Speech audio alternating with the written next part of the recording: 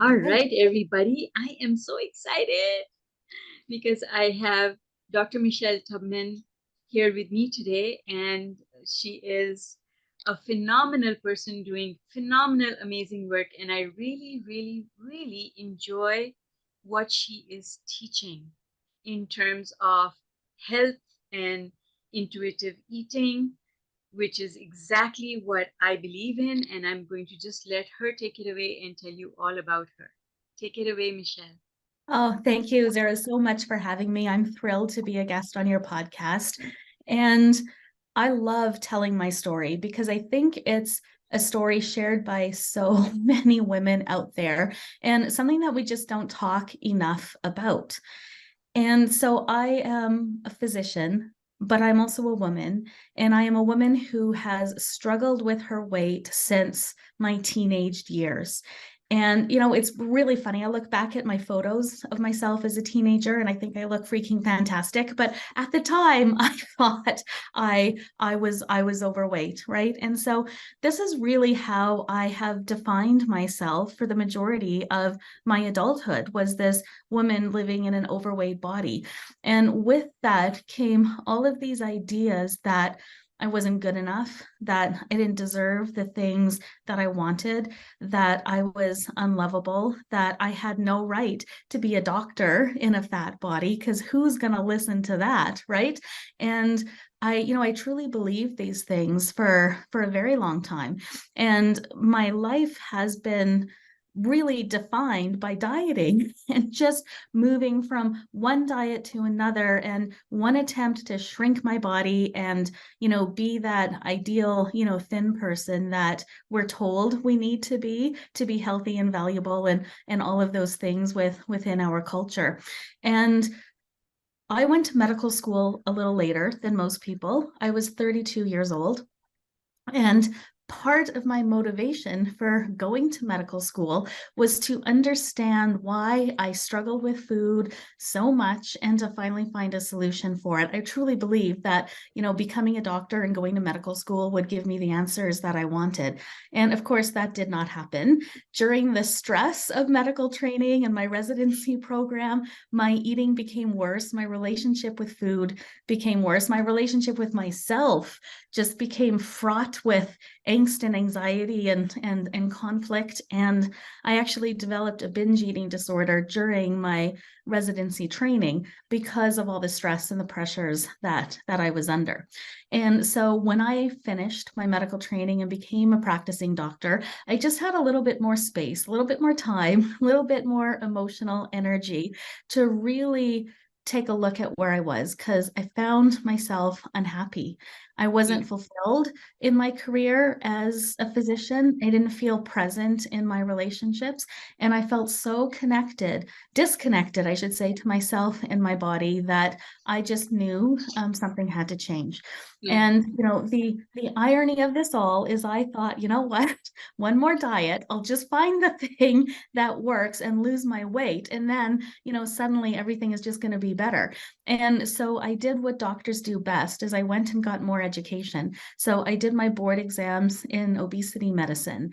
And the opposite of what you would think happened to me during that Oh training. my And goodness. that Wow. right in listening to all of these doctors teach Yes. me about the science behind Mhm. weight and metabolism and all the things and reading the studies and looking at the outcomes of patients, I learned that none of this even works. Diets don't work.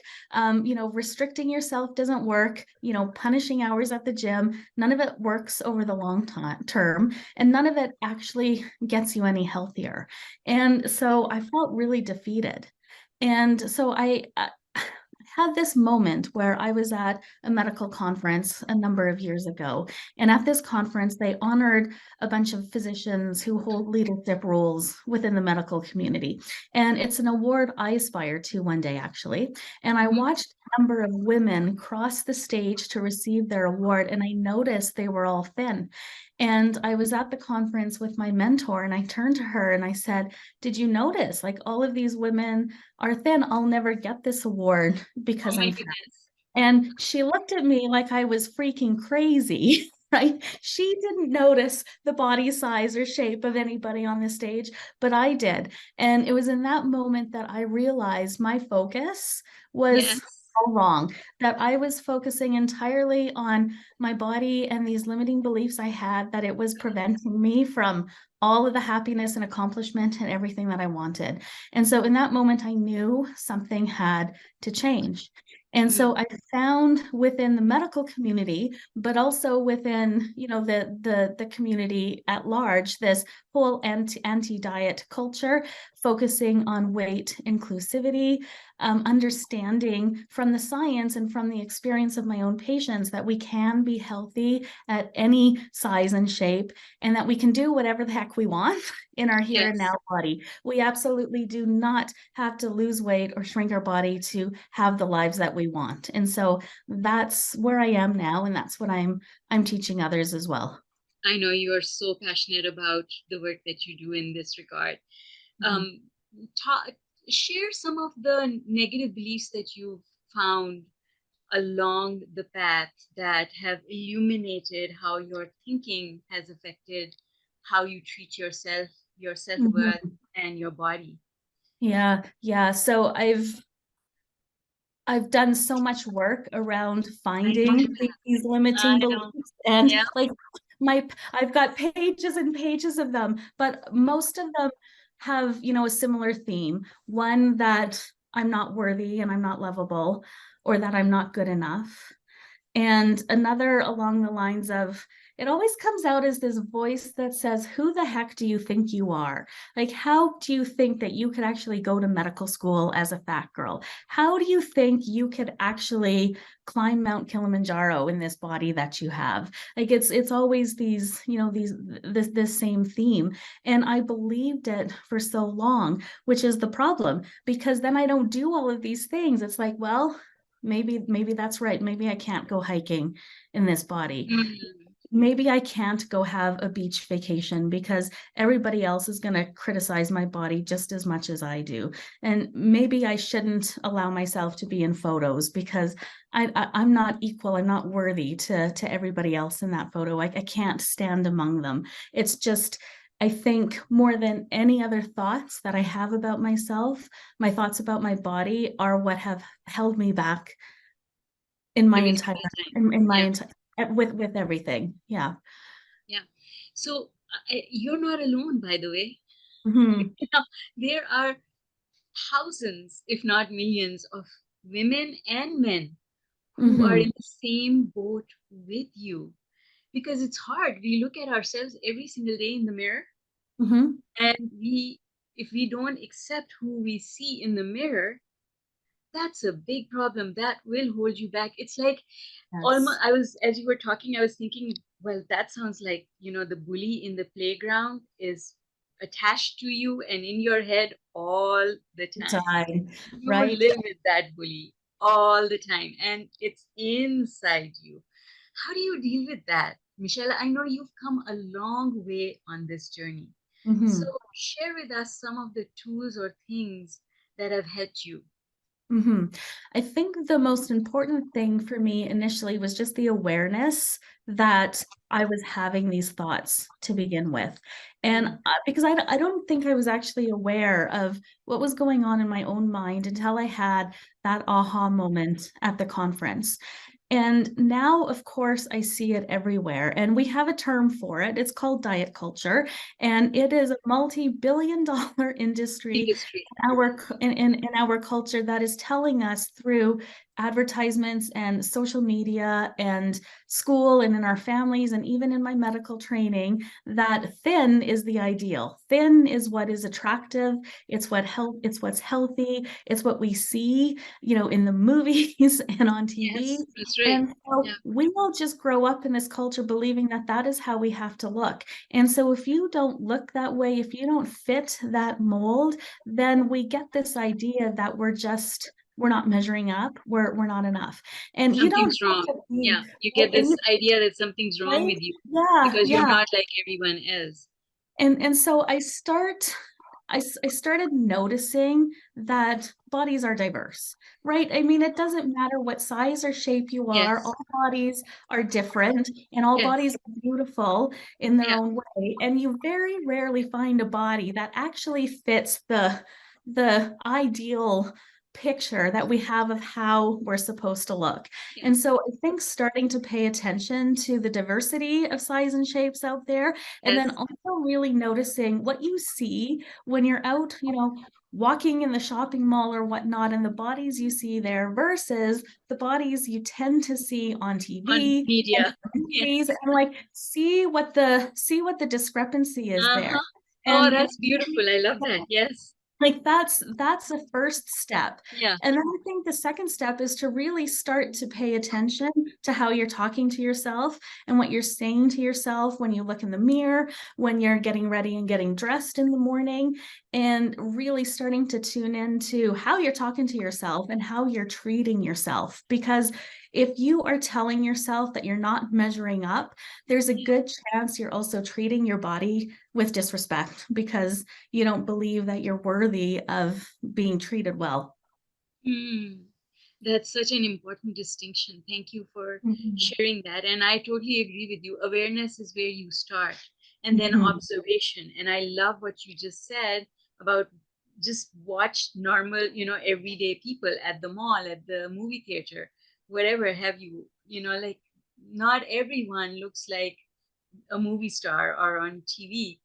And I Mhm. was actually, while you were talking, I was thinking that, someone who sent me an email asking for help with their body image issues. And she said that I want to lose weight because nobody will marry me because I'm this fat. And I was like, so have you never seen any single women who are also thin?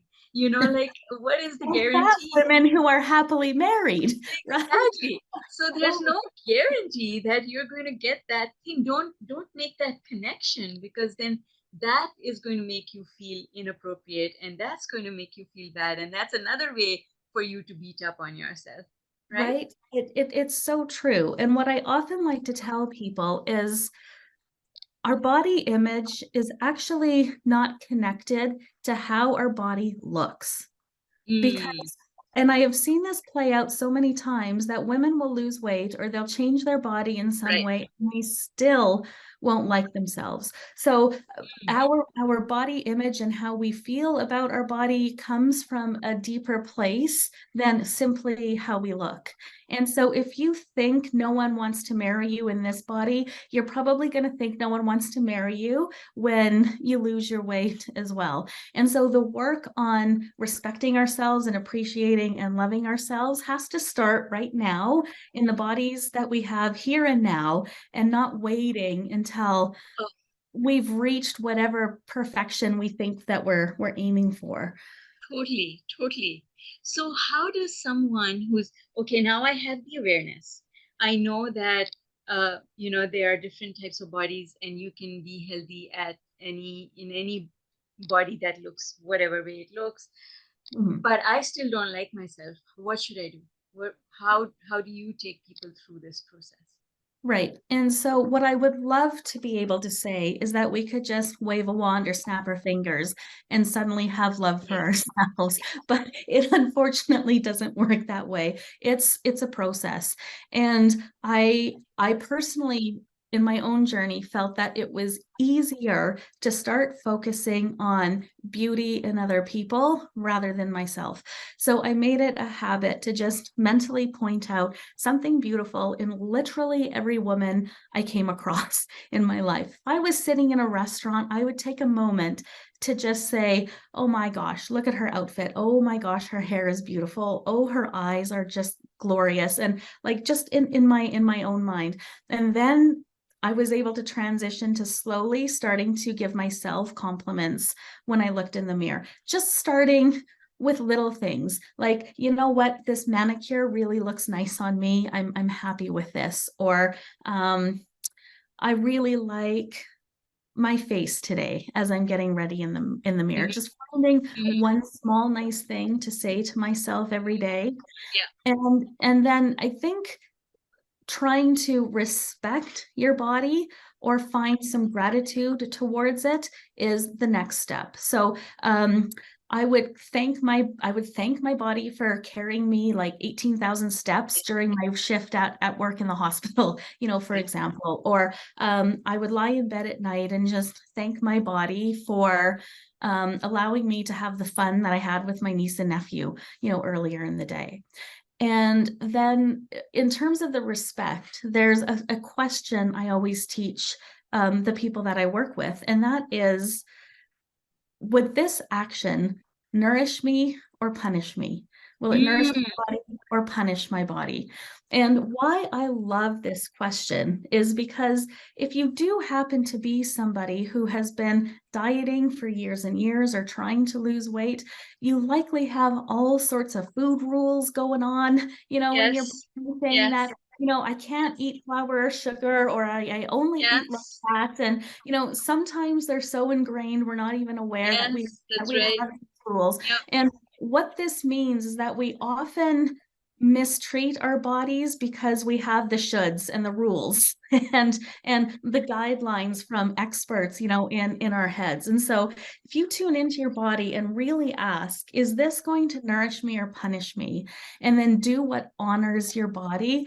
Self-love comes from that as a natural consequence, not overnight, but over a period of time of practicing the question. And, sometimes the answer surprises you, right? And Mm. so, Give me an example. I Give me an had, yeah, example. well, exactly. So an experience I had just a couple weeks ago with my family. We had decided to go visit an ice cream truck in the town where I live.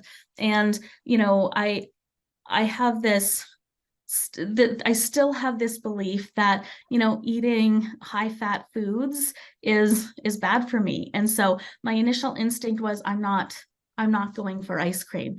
And so I'll just go with my family and kind of hang out in the back and not enjoy it. And so when I asked myself, is not having ice cream actually nourishing me or is it punishing me? And the honest answer for me in that moment was, it was punishing me to say Yes, no. that's And right. having a little bit of ice cream with my family is what's actually going to nourish me in body and mind and soul. And so I ordered some ice cream. Turns out I only needed half of it because I ate half of it and I just felt like I had enough. Another bite would have been punishing, but having a little Mm, bit was absolutely nourishing for me. mm, What was I love that. Right. And what was most beautiful about this situation for me is, had I just not asked that question and decided no ice cream for me, I know myself and I would have come home and I would have binged on like 5 times as much ice cream if I had, denied myself, in that moment. And, sometimes it works the other way too, right? Yes, Like yes, I went to see the Barbie movie last week right. with a girlfriend of mine, and it's like, do I want popcorn? I always get popcorn when I go to the movies. And in that moment, like, my body's like, nope, I don't want popcorn right now. But Mm. popcorn's not going to nourish me, it's going to punish me. And so it was actually quite easy for me to say no to the popcorn, even though I have always gotten popcorn at the movie. So it's So, just a way of tuning in. so this tuning in, how do you how do you get the answer? So, will this nourish me or punish me? How do I know? Mhm. Again, it takes a little bit of practice, but it's a practice in mindfulness. So it requires just taking a pause and taking a deep breath and coming in to be present in your body. So how I like to do it is to just really notice my feet on the ground, or if I'm sitting, to notice the bottom in the chair, and to Mm, really just pay attention to how my breathing feels in and out. And then I just ask myself, like the ice cream, for example, is mm, eating ice cream right now going to nourish me or punish me? And I just know. So if it's something that's going to nourish me, I feel light about it. I feel a little bit of excitement. It feels right. There's no friction there. But if mhm. it's something that's going to punish me or my Yes, body, I Yes. feel some resistance. It feels like a little heavy. I can sometimes, if it's a food related thing, I can imagine Yes. how it's going to make me feel, like if I'm going to feel bloated or get heartburn or, you know, Mm. something like that. And the question works for anything, right? Is watching another episode on Netflix going to nourish or punish me, right? And if I, like, you know, tune in and it's like, is staying up another hour, how's that going to feel? Yeah. And it's usually, just for me anyway, a nourishing thing feels lighter. It feels energetically aligned. It, like, my body is just saying yes, versus if it's going to be a punishing thing for me, it feels a little heavy. I feel a little bit of resistance, and I tend to find it harder to stay in my body. So these were signals that I had to learn over time. Yes. You have to And pay attention to them and learn. right, you And have to pay but you attention. said there was about stopping and taking a breath and then Mhm. being present and then asking the question. That makes so Yes. much sense. I Yeah. have that kind of happen when I'm eating something and it's delicious, and you take that one extra spoonful and you're like, I think that's, like that was too much. That one spoonful was too much. I should have stopped before that. But then you stop. Right. Right. Well, and the thing with deliciousness is our brains and our bodies are wired to enjoy food. So Yes. there are actually, peptides that come from the digestive system that tell the brain, we're full now. Let's not have any more food. And those brain centers don't get activated unless the pleasure piece is also It's there. activated. And Yes. so enjoying our food is actually super important. And the Yes. problem with living inside diet culture with all of those rules is that so many of the foods we love become off Art. limits for us. Yes, And that's right. that pleasure piece gets removed from food. And so once you're, and this is where the principles of intuitive eating are so important, because once you actually give yourself unconditional permission to eat all the things that you want, that experience with delicious foods is what's happening. You know that you can have that delicious food whenever the heck you want. And so when you're eating it, you're able to check in and say, oh, yeah, that's enough for me right That's now. enough. Yeah. You know, Yeah. if I want more, there's no problem having it tomorrow. Versus if you're facing your favorite Yes. food, but you've been telling yourself no for so long, you're going to eat all of it in a very mindless And sort of some more. kind of way, right? Yeah. Exactly. You'll overeat Mhm. it. That's the thing. When you make a rule, we are rule breakers. Like Mhm. anytime you tell me there's a rule, I'm going to look for a way to break that rule. Because rules, because there's no rules. Rule is something that's imposed from the outside. Yes, But absolutely. But when it comes from the inside, that's a whole different feeling. And I think It's a that's whole what you're talking about, is that it comes from the inside. Now it's not a rule that you have to break, it's an agreement that correct. you have with yourself. Well, correct. And we also have science backing us up here. So the way neurobiology works in our brain, when we restrict ourselves of food, our bodies can't tell that we're doing this on purpose. Our bodies interpret this as being in a famine, as if we were, back in our caveman days and hunter and gatherers, and there were periods of time where we didn't have any food. And so when you're telling yourself no to certain foods, your brain can't tell you the difference. And so when you sit down in front of a plate full of food that you've been telling yourself no to for so long, your body goes into, oh my goodness, this is my only chance. I have To to have it. Yeah. I have to have it all so I can survive the next famine that comes along. And so you have, it's Gorge like, yourself on it. right? And so Yeah. it's two sides of the same Same coin, thing. right? Because on the one hand, it's this biology that's working, but the motivations, if it's external diet rules versus what you really want for Yes. yourself in terms of your internal Yes. motivations, those can't even compete. And you know what you're saying is so true, because I've seen this happen when you start a diet. I've heard so many people say, and I've said it myself, is, okay, I better have this today because tomorrow I start a diet. So, Oh, let me yeah. eat all the crappy stuff before I start my Right? diet. We Yeah. we call that Last Supper eating. Oh my goodness. Right? Yeah. Yeah, Yes. because you It's feel like the our will. deprivation is coming. So let me Exactly. combat the future deprivation by eating it all today. Exactly. And it's no way to live because It's no way to live. what the consequence of this is you end up thinking about food all of the time, right? You're constantly thinking, what am I going to eat next? Where's the food going to come Mm. from? Is it going to make me fat? Is it the right thing? Oh, Right. If I eat this now, then how am I going to eat for the rest of the day? Maybe I better go to the gym. And like it's like people it's don't realize obsessive how behavior. much we think about it when we get Yeah. into that cycle. And Yes. so we don't Yes. even have the energy to focus on all of the other fun things we want to be doing for ourselves in life because it just becomes exhausting thinking To about deal with food food. all the Yeah. time, right? And depriving yourself food, I think, is one of the most basic pleasures of life, Hmm. you know. And to deprive yourself of that, that cannot lead to any long-term good, I don't think. Well, no. And it's not even one of the primary pleasures. It's one of the primary needs as a Needs. Yes, human that's right. being, Yeah. right? Yeah, Yes. we need Yeah. to replenish our bodies so that we can keep functioning. And Right. if you deprive your body of things, then you're actually accelerating the aging process, in my mind. That's how I You feel. are. You are. Because you're depriving your body of nutrients that it needs in order to function on a at a healthy level and keep functioning at a healthy level. Because Hmm.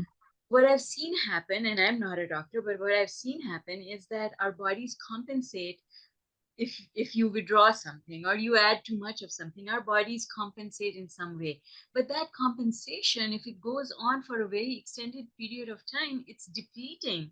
It's not Hmm. just a Well, process of compensation. what often happens is you are right. The body has an innate wisdom and it knows how to heal itself and it knows how to maintain that balance. We call that homeostasis. And the body is very attuned to that.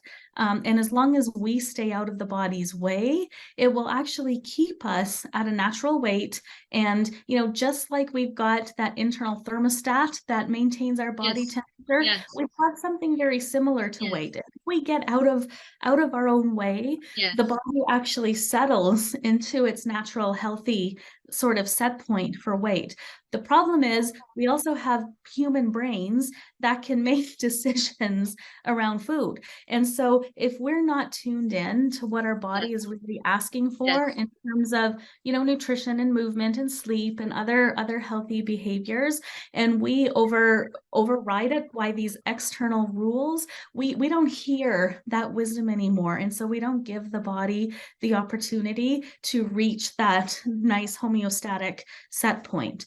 And so, one of the greatest ironies about all of this is that if we just stop dieting, yes. if we let go of the desire for weight loss and tune in instead, weight loss is often the result because we're now Oh, getting yes, out of our own way, yeah. and the body can use that wisdom to bring ourselves back to Wow, a healthier place.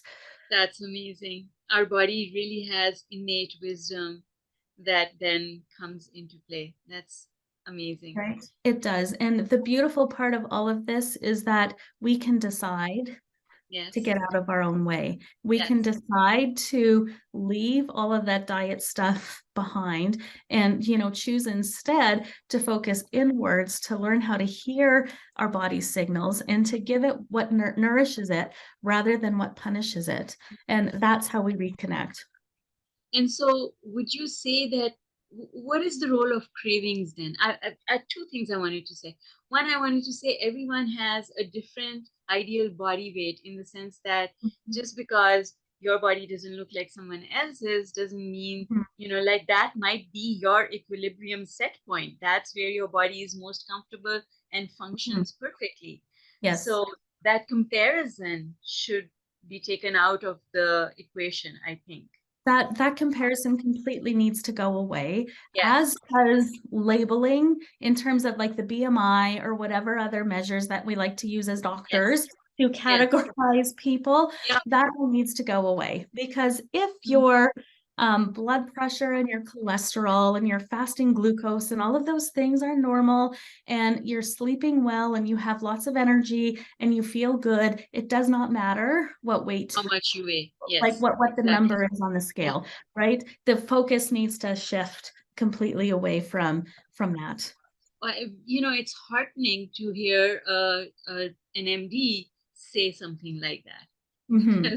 because for a very long time the medical profession has been guiding us away from that innate body wisdom that we all have become equipped Well, with. we're not there yet in medicine. We're starting. There's slowly starting to be shifts, but the science is also abundantly clear that 95 to 98% of people who engage in a diet will gain all of their weight All of back it back. Yes. within 5 years, and Yes. 1/3 of those will gain even more weight Yes. back. And this is just shown time after time after time Mhm. in studies, and so it doesn't even work. I love that. I love that. But as you were talking, Michelle, I was thinking about, then what is a craving? Is it the body really needing something, or does a Mhm. craving come from a different place? So the cravings can come from two different sources. Okay. So the first source is purely biological. And so if you have been restricting in some way, and carbohydrates is the easiest example to give, right? I mean, we've been in a low carb phase for a good Oh, decade, yes. right, Yes. in our society, but our bodies actually require carbohydrates to Yes. function Yes. appropriately. And I'm talking about high quality carbohydrates, not like the kind that we find in processed foods and stuff like this. But if you have been depriving yourself or your body of a certain nutrient that it requires to function appropriately, you will get Hmm. a craving. Okay. And so, like, a good example of this is if you're not getting enough sleep overnight, Yes. there are certain hormones in your body that increase and certain that decrease in response to being tired. And what those hormone shifts cause is a craving for carbohydrates, because it gives you quick Mm. energy to get through the day, right? And so biological cravings is one piece of the puzzle. Okay. Related to that is if you are not actually getting the amount of calories you need in a day for your body to function, Yeah. you will be getting hunger all of the time, but the cravings are going to be specifically for things that give you fast energy, because Mm. that's what your body needs. And that is why we tend to crave like breads and sweets and the things that diet culture would Potato label as chips. bad, Yeah. right? Exactly. So that's one thing. The second place that cravings can come from is emotional, actually. And so many of us will use food as a way to numb out or to anesthetize difficult Hmm. Ice emotions. cream and depression. Right. Right. I mean, Yeah. it's Yeah. it's very much a thing, and we could have a whole other hour Oh, yes. Yes. to talk about this. But essentially, what happens is at some point in time, we learn that we feel better when we eat certain foods, and so Yes. when uncomfortable emotions creep up, it sets off this whole habit loop in the Hmm. brain. Hmm. Results in us getting a craving for specific foods that we eat to feel better. And so cravings are not always biological, they can be emotional. And so if you are looking to find some peace around food and to feel, more comfortable in your body and in control around food, we got to address that whole emotional piece.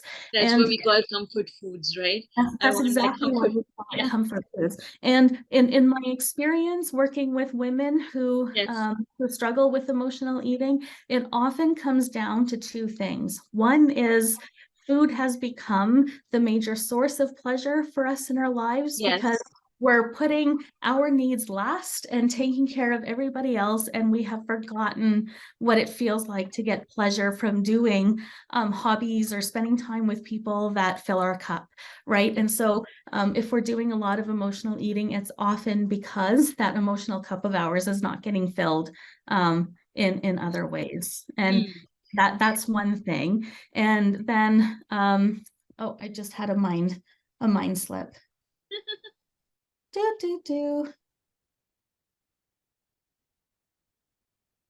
This is what menopause does to you. Your brain I, just kind of shuts down, shuts we down. have to have a whole other episode for that. Right, right. Menopause in itself is a huge topic. Man, yeah, just shut down. Yeah, So I don't remember what else I was gonna say. The but pleasure that's, piece yeah, is very but that's important. Yeah, okay. yeah. Yeah. So yes, so the pleasure piece is what gets us into trouble, because then our body loses its equilibrium because of it, right? That's what it. Exactly. So now I remember what the second piece of that was. The second piece is that the other thing that our culture likes to tell us is that emotions are not okay, right? We're not Mm, supposed to be expressing emotions in yes, public.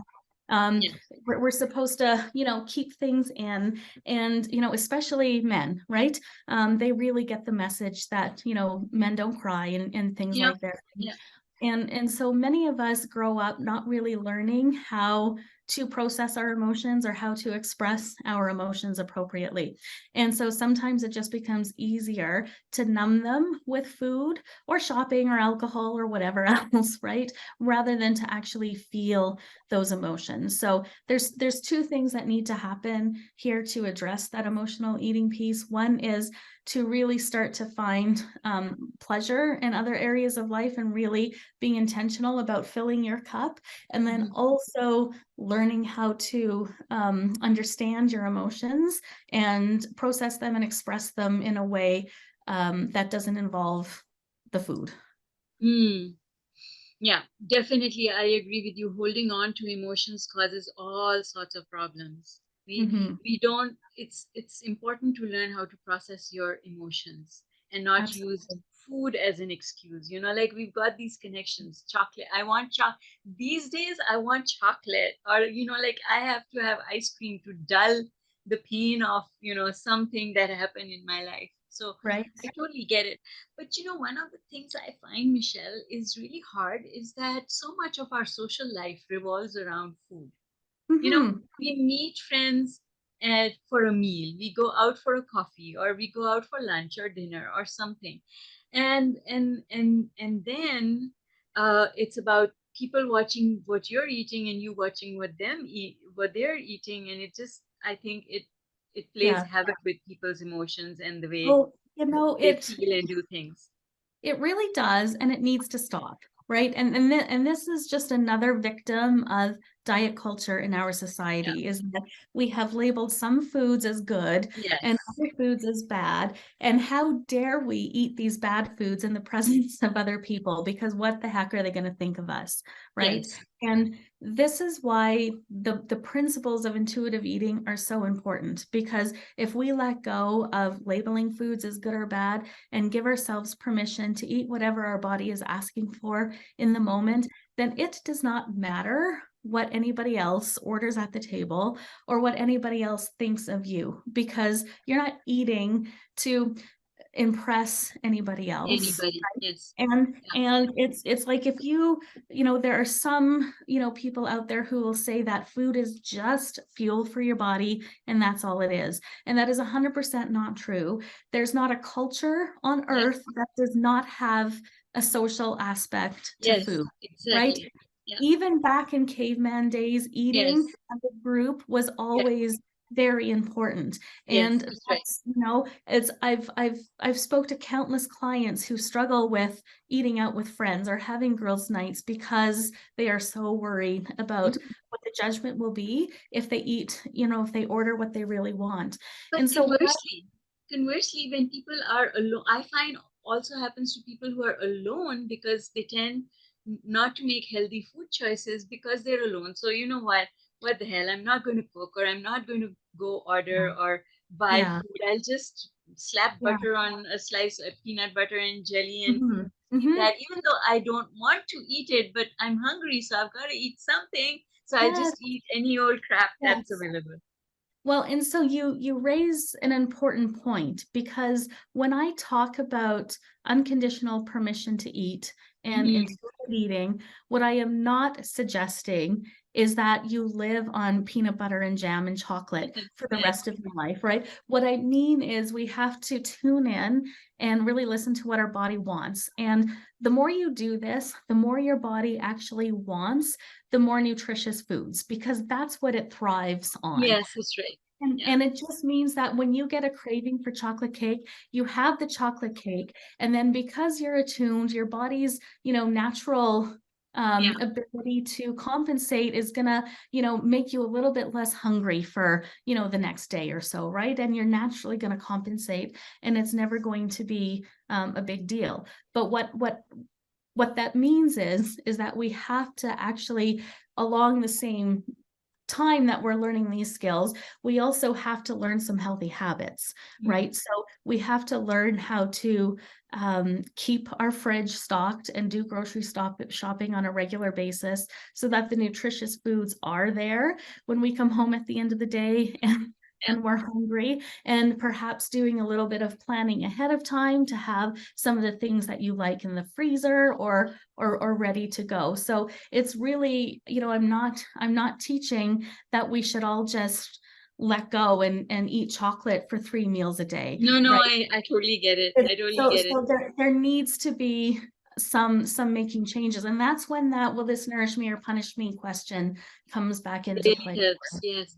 And you Yeah. reminded me of something.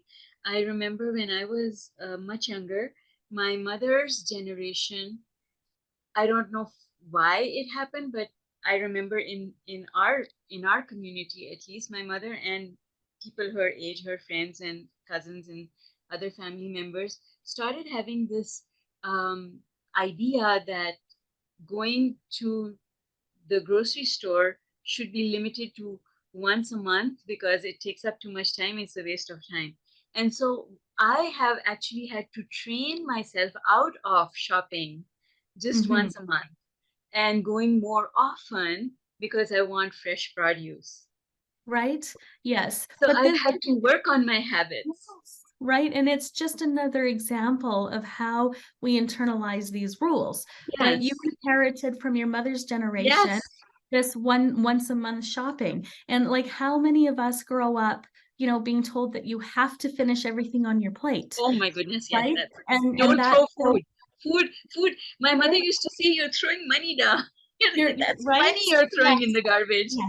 Yeah. Right, of Yeah. course, right. And Yeah. my mother came from a generation where, right, and so a lot of us grow up with this message. And so we really have to disentangle ourselves from all of these things that we've grown up with, or that we're still hearing as messages that Yes. disconnect us from what our body is From actually what the body's asking wisdom for. is. Yeah. And, Yeah. and we have to remember that our bodies, from an evolutionary perspective, right, we were designed to survive out there, Yes. in the wild and in the jungle, where we didn't have all of the conveniences of modern times today. And so now we have this body that's used to feast or famine, but we have food available to most of us anyway, all like on every corner.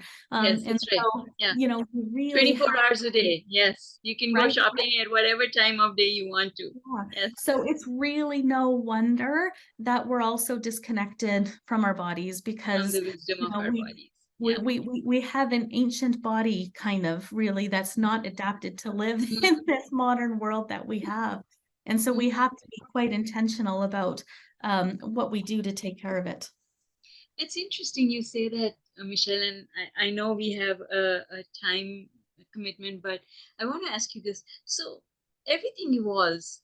How is it that the human body is not adjusting and evolving over thousands of years, and we still have that feast and famine kind of Hmm.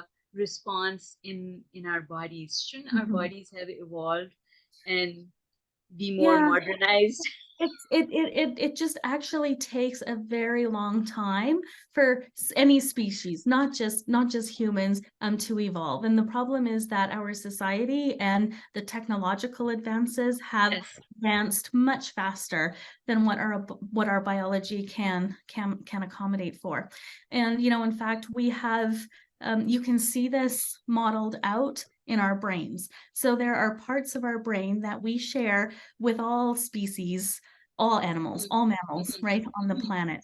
And mhm. then we have parts of the brain that are really just shared between us and, primates and other high. And then Right. there's the part of our brain that makes us human, that allows us to, deliberate and make decisions and use logic. That part of the brain is very, very, very, very new. So, and even that part of the brain took a million or more years to develop. And so we, as a species of humans, we just Mhm. evolve very slowly, and technology is evolving faster. Oh, I see. Yeah, That's such an yeah. interesting point you make. I never Mhm. looked at it that way. That's very interesting. Thank you for that insight. So, Michelle, what are some closing thoughts that you want to leave our listeners with? What do you think is important that everyone should pay attention to? What are some insights that you want to share with us? Mhm. I think the key message is that it's time to let go of other people's expectations for how we need to look or what size our bodies need to be, and that it's time for us to disengage from all of those external rules and really tune into ourselves. And a powerful question to ask, if you're sitting there listening to this podcast and saying, but I still need to lose weight, I still really want to lose Mhm, weight, is mhm, to ask yourself why. Like, hmm. how do you think your life is going to be different when you lose that weight? Mhm. Is it that you think you'll find love? Is it that you'll have more energy? Is it that you'll get to wear, better clothes? And I would challenge you to really see if you can do that right now. You can Yes. do anything you Any want of those. Yes. in the body you have right now, and you can celebrate the body you have right now. And we need to just let go of the expectation that we have to meet that thin ideal to live the fullest life that we want to for ourselves. It's 100% not true, and you absolutely can be as healthy as you want to be at any size. That is such valuable advice because why be unhappy? Why not be choose to be happy with what you have? And That that's 100% in your control to do, to choose to celebrate who you are inside and out. exactly. Yeah. And so, Michelle, where do people find you if they want to connect with you? How do they go about? Sure. So I am on Facebook, Instagram, and TikTok, all at Wayza Health. That's Wayza Health. And my website is wayzahealth.com as well. Okay, that's And I should also and mention, I'm the sorry. host of I'm also the host of the Thrive Beyond Size podcast. So if you want to hear more about exactly this, that's the place to go. Awesome. And of course, we'll have all your links in the show notes as well. Mhm. Is there anything in closing, any last remarks or anything that you want the listeners to know? I think we covered it all. We covered it all. Actually, I think we could go on for for, for a while.